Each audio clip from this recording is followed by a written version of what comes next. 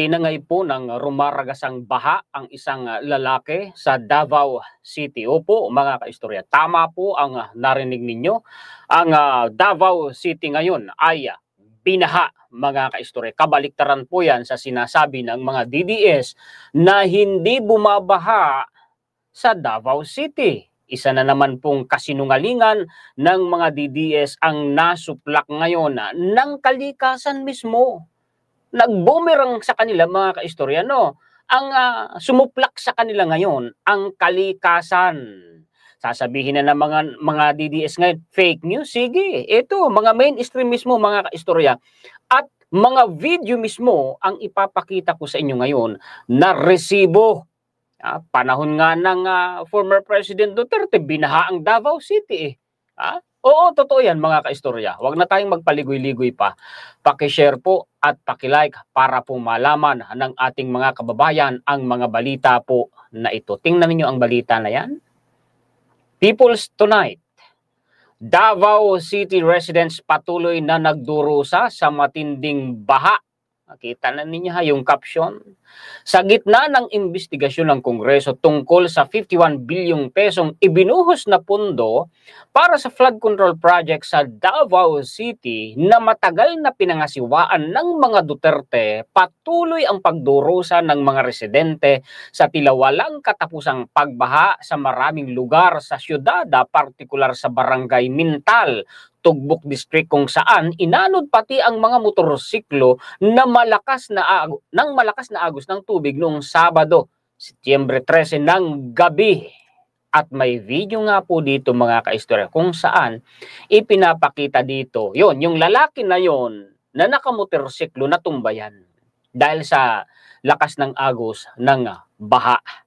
Inanod yan kasama ang motorsiklo niya, mga kaistorya. Hindi ko na yan ipi-play pa kasi po bawal po, mga kaistorya, sa policy ni YouTube ang mga ganyang pangyayari na kinapapahamak yung may nasasaktang mga tao. Pero meron po ako mismong ipapakita sa inyo, mga kaistorya, na balita po ng mainstream, mga kaistorya. Ito yan na magpapatunay na totoong inanod ang lalaking yan, mga kaistorya.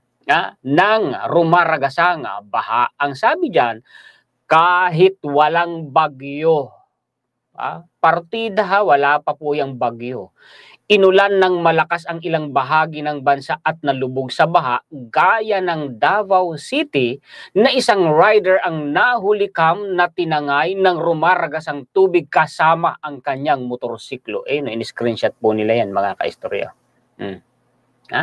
Saan ang mga DDS dyan? Huwag kasi tayong sinungaling. Doon lang tayo sa totoo. Ang dali ngayong mag-verify ng impormasyon kasi may internet na po. Pakiramdam siguro ng mga DDS, hindi sila mabubuko sa kasinungalingan nila. Isang click lang sa internet, ma-verify mo na kung nagsisinungaling sila o hindi. Yung thumbnail natin, mga kaistorya, baha yun sa Davao City mismo, 2024 yun kung hindi po ako nagkakamali. Asa na? Yung sinasabi ng mga DDS. Pero ang totoo, may nakita pa ako as early as 2013, may mga baha na sa Davao City. Meron pa nga 2024, may 2025 pa nga, mga kaistorya. May 2018, panahon ng Duterte administration. Sinungaling tong mga DDS na to. Bakit ayaw ba nilang maimbestigahan yung baha sa Davao City? Kasi po, binuboost nila ngayon sa social media, gumawa pa sila ng illustration, mapa ng Pilipinas.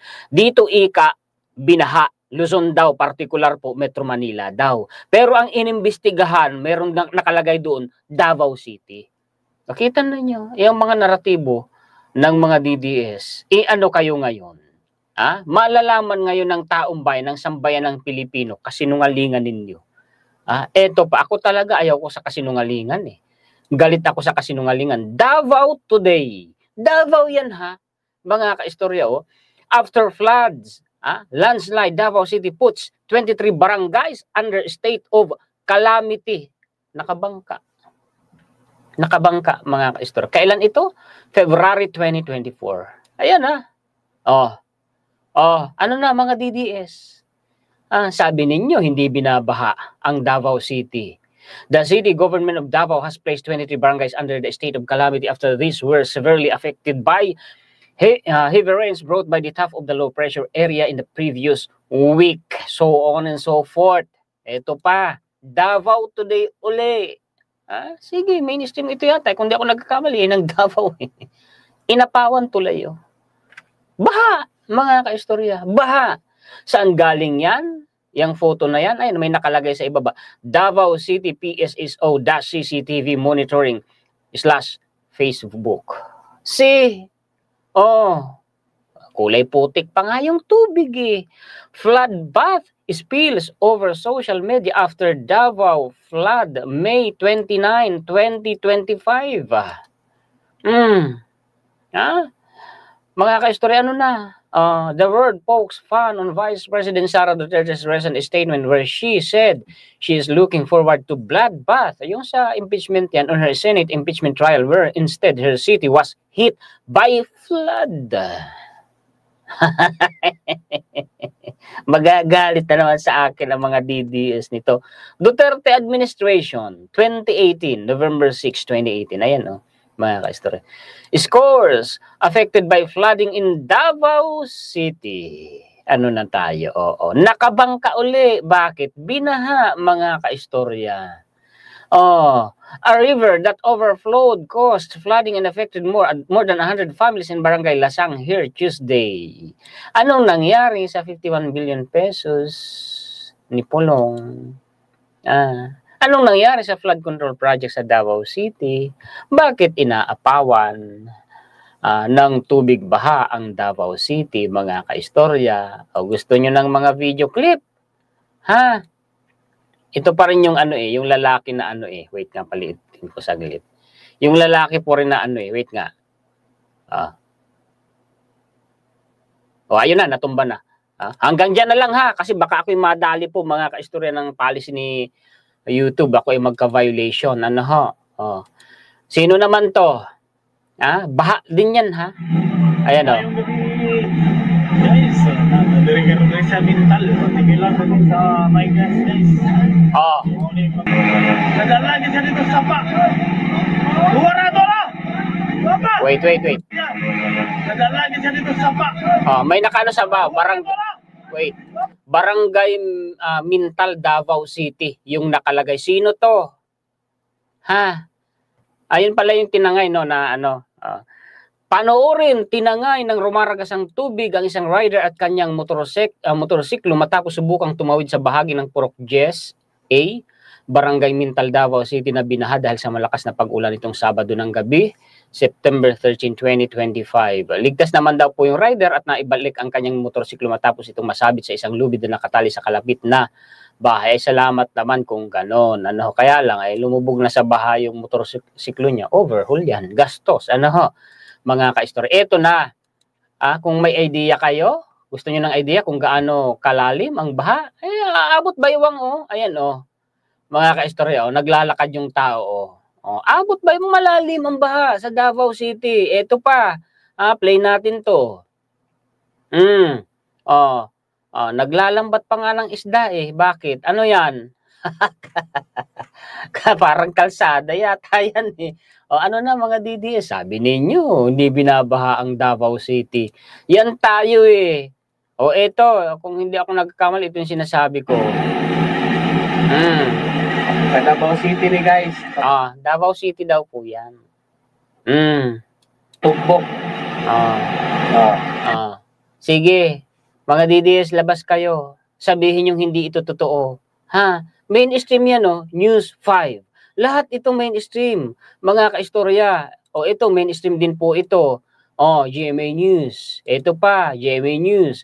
Ito, GMA News din yan. Ito, kung hindi ako nagkakamali, mainstream din po yan. ABS-CBN naman yan. Ito malupit.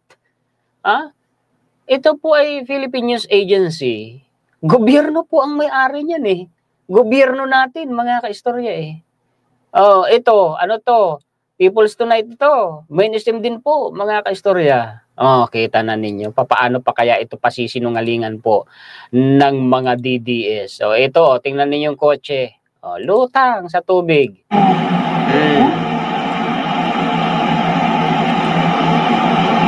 Di ba? Oh. Ano na? Oh. Oh, lalim ng baha. Oh. Ano na mga DDS? Yung kasinungalingan ninyo. Sabi ninyo sa Metro Manila bumaha pero ang inimbestigahan Davao City, di naman umano bumabaha sa Davao City, sabi ninyo. Ano tong mga to? Oh, News 5, mainstream na naman. Yung kanina ano ba yun? GMA News. Diba, mga kaistorya, yan nga sinasabi ko sa inyo mga DDS masyado kayo Oh, grabe.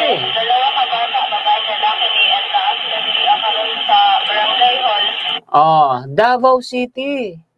Oh, ano na tayo? Oo, sabi nyo kasi eto pa. Lalim ng baha Oh. 'Di ba? Mga kaistorya, eto pa. Play natin 'to. Alin ba ito? Sino nagbalita nito? GMA News. Oh.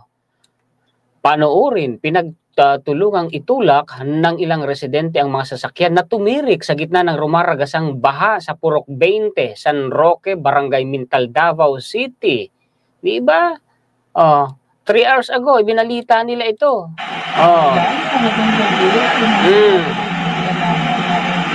Kita ninyo sa sobrang lakas ng agos ng baha. Tinutulak pa atras mga kaistorya yung tricycle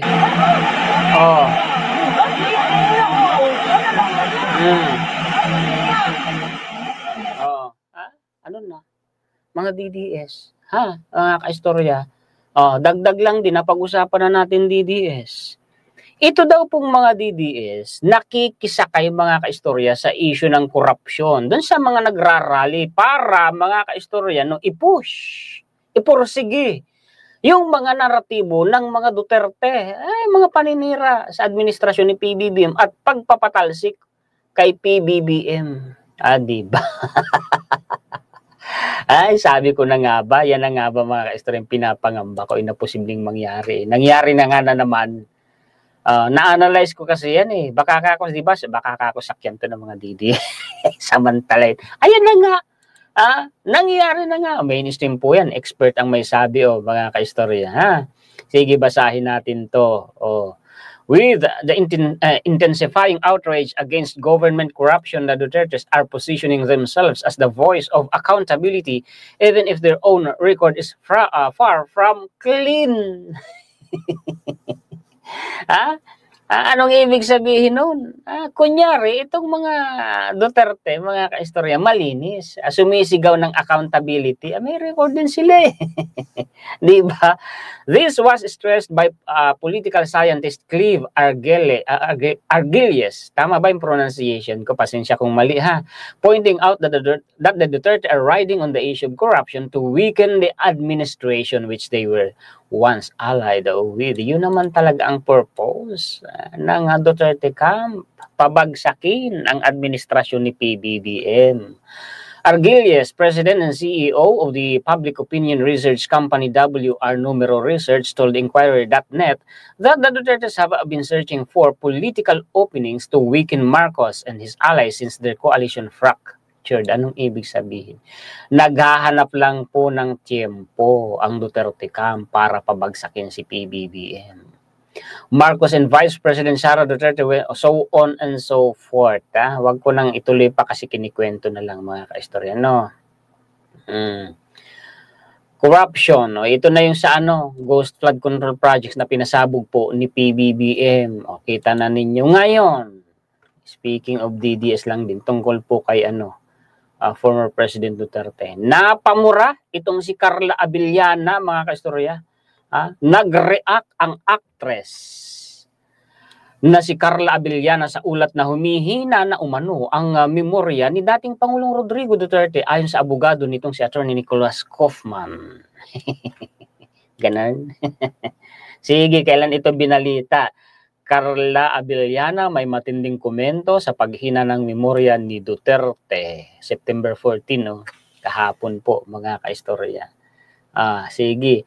Sa Instagram post kung saan nakasaad ang headline na Rodrigo Duterte suffering from impaired memory. Kaufman, naglagay ng comment si Carla. Isang malutong na. Hindi ko na yung babasahin ha. Nangingilo ako sa ganyan eh.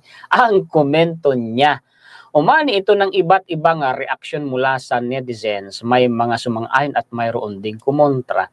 Si Carla ay kilala bilang isa sa mga celebrity na certified kakamping o sumuporta kay dating Vice President Leni Robredo sa 2022 presidential election. Ganon. Napamura. Tapos sabi, nagpapa-interview ang mga anak ng dating Pangulo. Sabi, okay naman ika siya. Nag-usap-usap kami, nagbiruan kami, pinag-usapan namin yung mga nakaraan, yung kasalukuyan at saka yung sa hinaharap, sabi Vice President Sara Duterte. Ano na tayo sasabihin eh. Nag-uulyanin na. Yun ang dinadahilan ng defense. Para sa application nila sa interim release. Kinontra ngayon mga kaistorya ng prosecution. Ayon, ni-report po mga kaistorya yung mga statement ni Vice President Sara Duterte na inaatake mismo at sinisiraan mismo ang ICC. Ayun, parang ang lagay, ipinahamak ang sariling tatay. Sabi nga, many talk, many mistakes, mga kaistorya, ganun yun. Nagbubumirang sa kanila, pati mga DDS nagbubumirang sa kanila ang mga sinasabi nila. Ngayon, tingnan ninyo, sinong sumuplak silang sa kanila ngayon. Sinunog sila mismo mga kaistorya ng kalikasan sa kasinungalingan nila na hindi raw binabaha ang Davao City. Ano na tayo? Oo, mga DDS, nakakahiya sa totoo lang ang kasinungalingan ninyo. Nakakahiya talaga. Bumabaha ang kasinungalingan ng mga DDS, mga kaistorya. Overflow na po talaga ang kasinungalingan ng mga DDS na yan. Yan po ang mga balita, impormasyon, komentaryo, kuro-kuro, kritisismo, opinion na mababahagi ko sa inyo ngayon. Paki-share po at paki-like. Sa mga bagong viewers natin, kung nagustuhan ninyo ang ating content, ay ini-invite ko kayo na mag-subscribe po dito sa aking YouTube channel na Juan Historiador. Maraming salamat sa inyong mga sulit ka-istorya natin sa buong mundo na walang sawang sumusuporta sa inyong lingkod. Laging nakaabang, nanonood, nakikinig, nag-like at nag-share. Mabuhay po kayong lahat. Shoutout po sa inyo. Nagpapasalamat po tayo, higit kanino man sa atin pong Panginoon. Muli ako po si Juan Historiador, ang taga-kwento ng totoong istorya ng